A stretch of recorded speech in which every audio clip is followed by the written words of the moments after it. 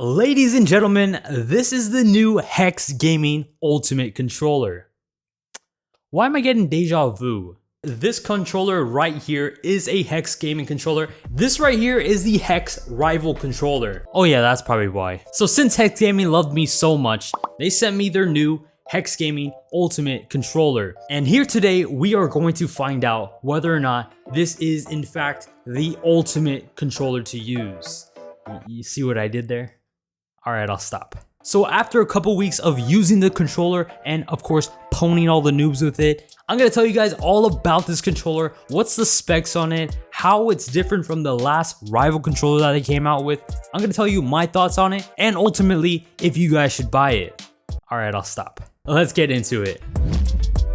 So this is of course the Hex Gaming Ultimate Controller. This is the second variation that Hex Gaming has came out with for their PS5 lineup. Of course, the first controller that they came out with was the Rival Controller, and if you guys want to see a whole in-depth video about that, I'm gonna leave a little pop-up. It should have just showed up right there. You can click that and it will redirect you to the correct video. But basically, in a nutshell, this is the exact same controller as the Rival Controller, with the big exception of having 4 paddles instead of 2. Now, the whole paddle system that they have on this controller is pretty different than it was on the Rival Controller. Of course, since they have to fit 2 extra paddles on it, it had to be a little bit bigger and they had to fit it somehow, which is a little bit questionable, but we're gonna get into that. In terms of all the cosmetics that you currently see on the controller, these were made using Extreme Rate, because if you did not know, Extreme Rate is actually the parent company of Hex Gaming. So all of the customizations that you will find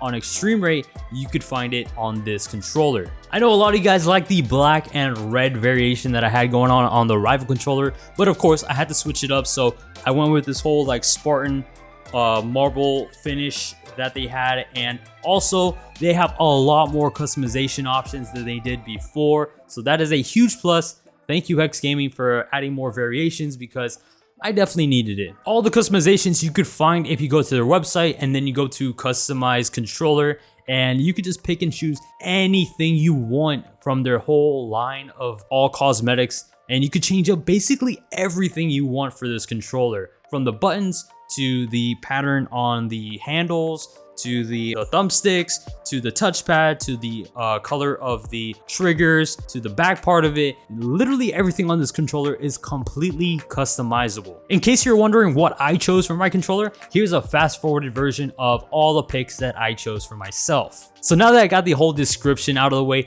let me tell you about all the pros that I see in my opinion for this specific controller. Personally, for the cosmetics of this controller, it is absolutely phenomenal. I think they blew it out of the park here, and the fact that they have even more options than they did in the past, which is saying a lot because they already did have a ton of options to choose from, it does make it really personalized to your appeal. And I feel by doing that, all the controllers are different from one another and everybody has their own specific look, style, and not a lot of custom controllers out in the market today offer that. In terms of the back paddle on this controller, I don't know if they're watching my videos, but they are listening to what I said in the past for the Rival Controller.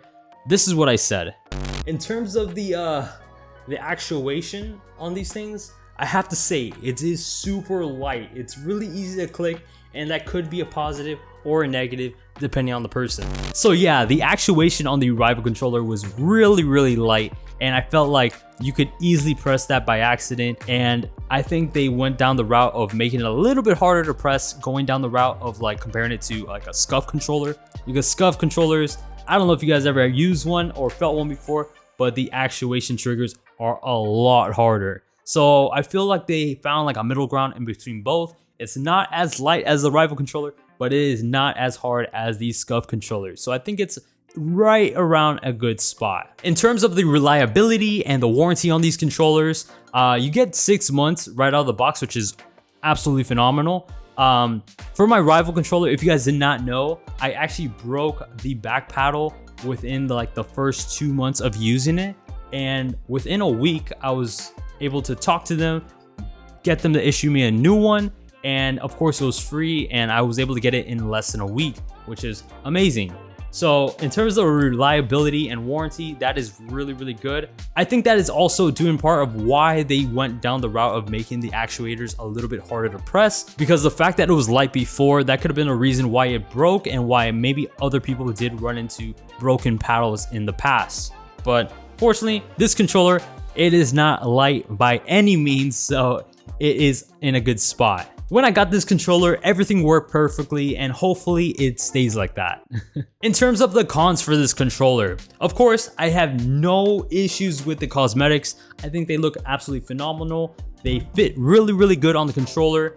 The one problem I do have though is the back paddle. To be honest, when I first got this, I was trying to find out how exactly are you supposed to hold this controller, because I don't know if I'm supposed to have my index finger on the side panels or my middle finger on the middle buttons.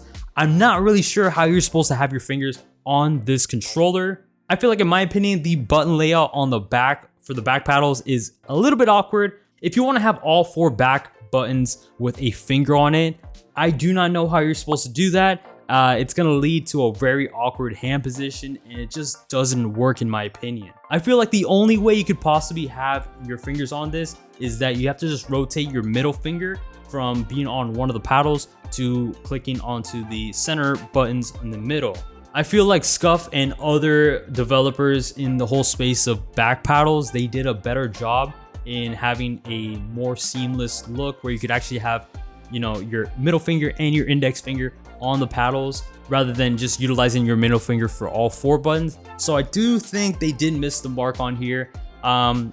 Fortunately for me though, I only ever use 2 buttons when it comes to the back paddles. I never use 4. I don't even think I'm ever going to use these 2 extra buttons on the back here. That's what happened when I had a Hex Gaming controller for the PS4. Even though it came with 4 buttons, I only really used 2 because 2 is really all you need. All you need is a jump button and a crouch button. The reload and switch weapon button, it's kind of not really necessary to press. You could always use your thumb for that. So yeah, I have no idea how you're supposed to hold this. Hex Gaming, if you're watching this, please make a tutorial on how you're supposed to hold this controller, because I really do not know how you're supposed to use it. Maybe you're supposed to have small hands, big hands, I don't know, but it's definitely not my hands. All I could say is for now, I'm using 2 buttons. Another con and a pro in a way is the price. Yeah, the price. The price for this is $200, which surprisingly isn't as bad as it was in the past. For the Rival controller, the price started at $250, which was way heftier than $200. And I think by lowering it down to $200, I think it puts them at a good position to compete with the rest of the custom controllers that are out in the market. And of course, it starts at $200. That does not mean you're gonna buy it for $200, because once you start slapping on customizations, the price can easily get over $300. But besides all of that, in my personal opinion, I really do think that this is a great custom controller to choose. I feel like Hex Gaming has done a lot in terms of progression, from going from the PS4 Hex Gaming controller with like a weird button setup and a more cheaper finish, to going to the Rival setup with nice paddles, but it was just too light on the actualizations. And then finally coming to this controller, which I feel like it's in a great spot. The only problem, of course, is the button layout on the back paddles. I'm not 100% sold on that. I think they could have done a better job, but once again, I think it's a great leap in the right direction. So should you get this Hex Gaming Ultimate Controller?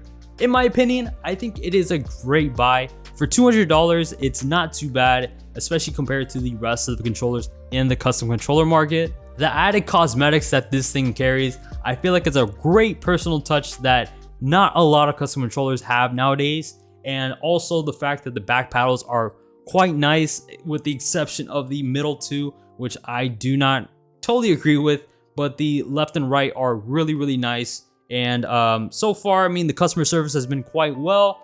I really don't have too much complaints about these controllers, as well as just Hex Gaming as a company altogether. Will I be using my Hex Gaming Rival, or will I be using the Ultimate Controller?